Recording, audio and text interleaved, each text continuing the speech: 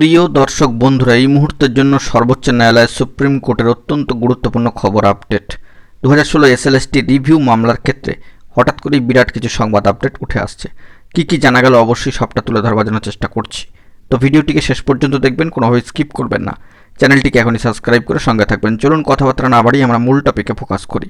2016 SLST review মামলার ক্ষেত্রে হঠাৎ করেই বিরাট সংবাদ।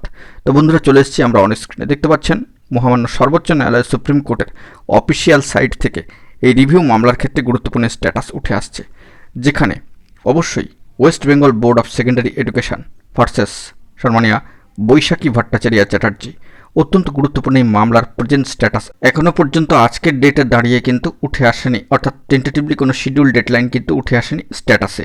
তবে সেক্ষেত্রে অবশ্যই মনে রাখতে হবে যে আগামী সপ্তাহে বেশ কিছু ছুটি ছাটা কিন্তু রয়েছে, এবং তার পরবর্তী ক্ষেত্রে অর্থাৎ আগামী 17 এপ্রিলের পরবর্তী ক্ষেত্রে এই মামলার কোনো স্ট্যাটাস উঠে আসে কিনা সেই দিকে আমাদেরকে লক্ষ্য রাখতে হবে। অত্যন্ত গুরুত্বপূর্ণ এই রিভিউ মামলা, যার দিকে তাকিয়ে রয়েছে কয়েক হাজার শিক্ষক শিক্ষাকর্মীরা।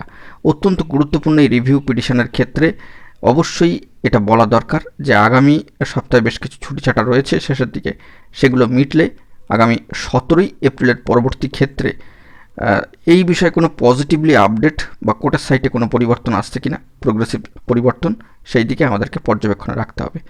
আপাতত এই খবর আপডেটটি উঠে আসছে। এই মামলার ক্ষেত্রে দেখা যাচ্ছে যে হয়তো প্রেজেন্ট স্ট্যাটাস কোনো কিছু কিন্তু উঠে আসেনি। আমরা কোর্টের সাইটে লক্ষ্য রাখছি, জরুরি তথ্য পেলে সবটা তুলে ধরবো। এখন এটুকুই, ভালো থাকবেন, চ্যানেলটিকে সাবস্ক্রাইব করে নিয়ে সঙ্গে থাকবেন। ধন্যবাদ।